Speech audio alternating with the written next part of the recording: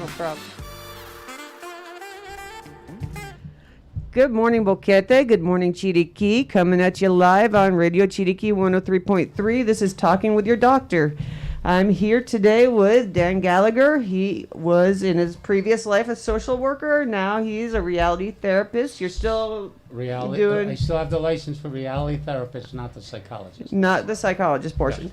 Tell us a little bit about reality therapy. So I spent 23 years in the Marine Corps in some pretty violent situations. Thank you for your service. Thank you.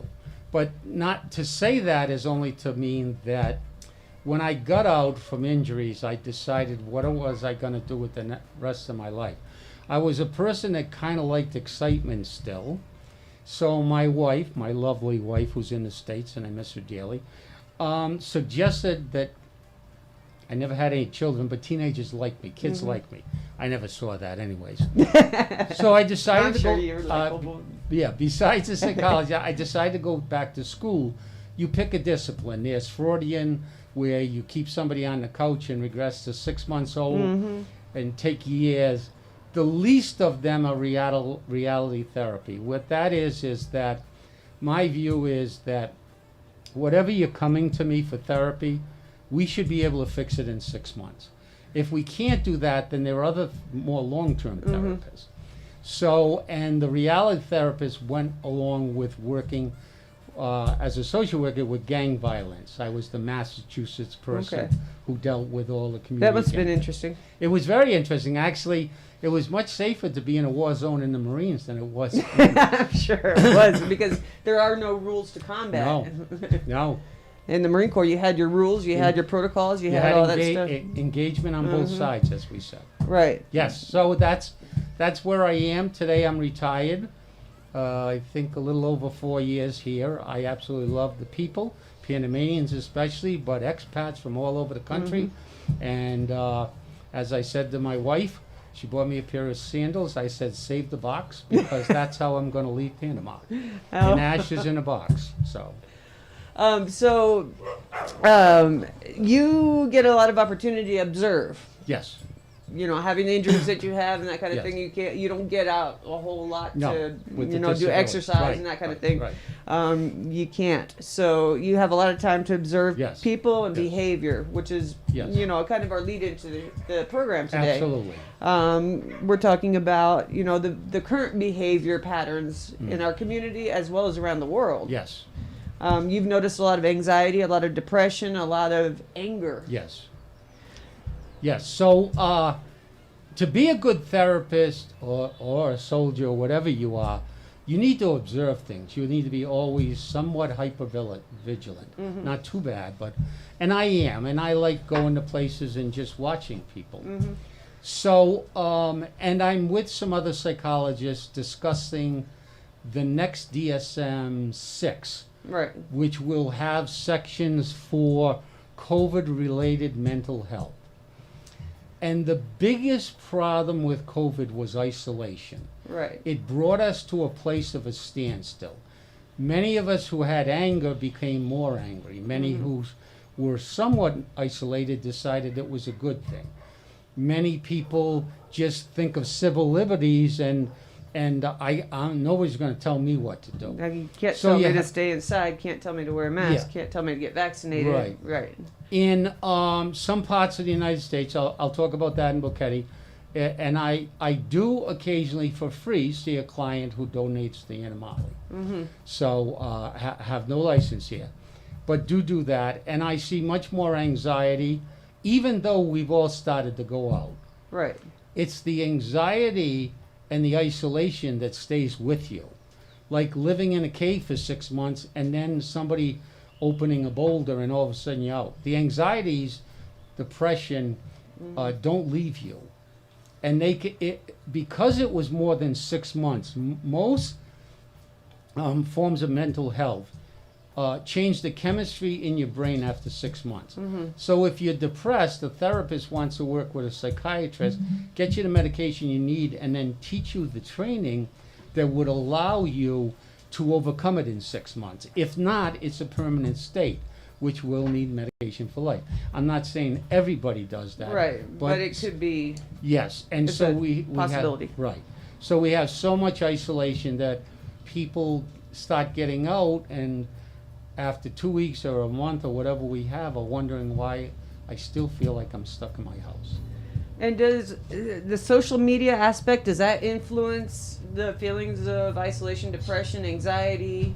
Well, now, to a little segue, now we have a whole, I was offered a spot on Facebook to do therapy on Facebook.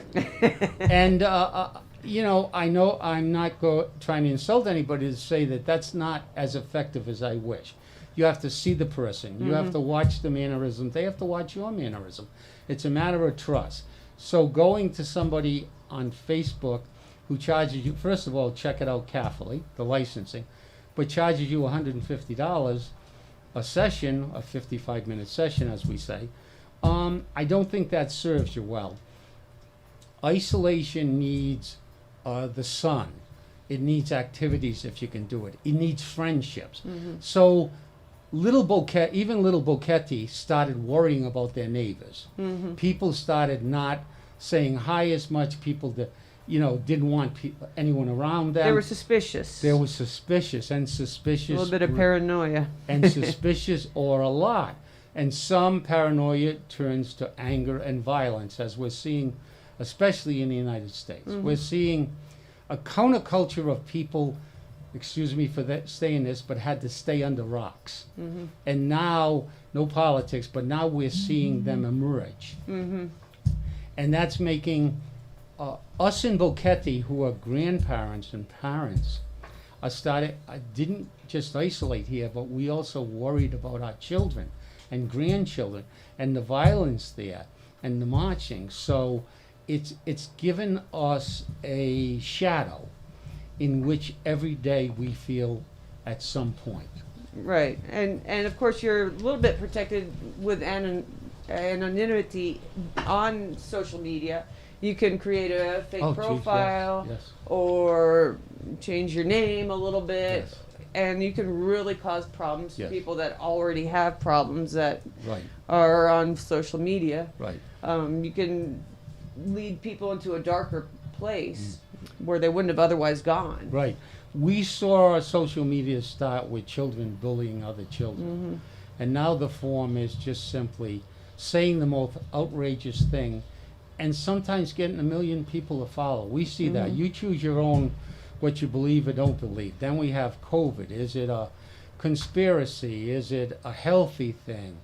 Should I be forced to take it? I mean, these are all questions, honestly, I'm not smart enough to have answers to.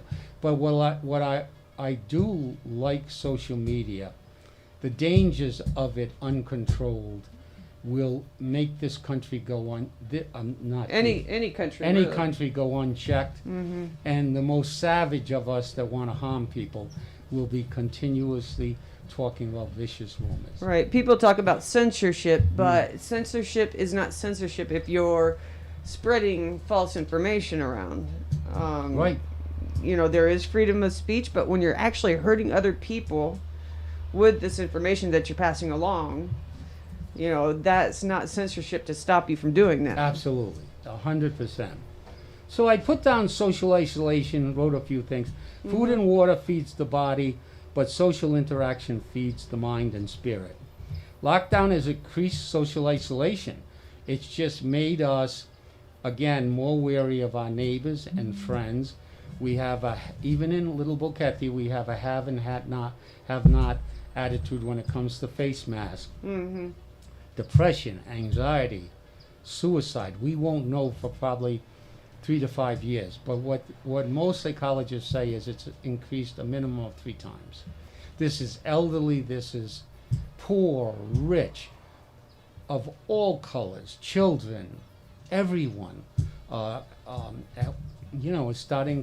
seeing more suicidal ideation more often. Now, I don't know. I know that the 1918